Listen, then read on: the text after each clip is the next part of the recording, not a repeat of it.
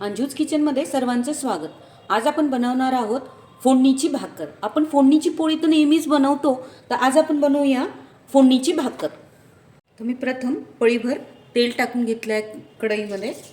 मोहरी टाकणार आहोत। तसंच मोहरी तडतडली की थोडीशी जिरं टाकायची फोडणीला। सोबतच मी टाकणार आहे कांदा। कांदा अगदी 1 मिनिट परतून घेऊया। तसंच मी आता टाकणार आहे कांदा, बघा एवढा हलकासा मी परतून घेतला। आता याच्यात मी हिरवी मिरची टाकणार आहे आणि थोडासा कोथिंबीर टाकणार आहे। आपण नेहमी फोडणीची पोळी तर आपल्याला माहीतच आहे, पण भाकर फार कमी लोकांना माहिती आहे की भाकरही फोडणी टाकून खाल्ली जाते। ही पोळीपेक्षा अप्रतिम लागते भाकर ही।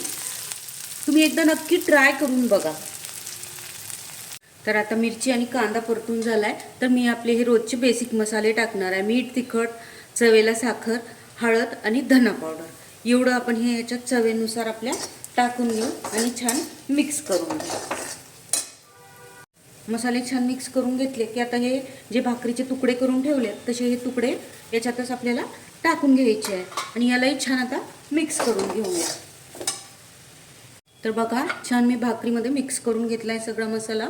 फोडणीमध्ये कढीपत्ता असेल ना तर नक्की टाका, खूप मस्त चव लागते, पण आज माझ्याकडे नव्हता म्हणून मी टाकला नाही। आता मी याची एक वाफ काढून घेते। बारीक गॅसवर ठेवलाय, झाकण लावूया, अगदी 1 मिनिट याला ठेवून घेऊया। छान एक वाफ आलेली आहे। मी दह्यामध्ये थोडंसं पाणी टाकून पतलं केलंय, जेणेकरून ह्याच्यावर छान मिक्स होईल। ते घट्ट दही टाकलं तर याच्यात मिक्स होत नाही, म्हणून थोडंसं पाणी टाकून पातळ केलंय। बिलकुल आंबट नाही आहे, फ्रेश दही आहे हे। आता आपण ह्याला छान मिक्स करून पुन्हा झाकण लावून ठेवूया। तर झाकण लावून 1 मिनिट झालाय, आपण खोलून पाहूया।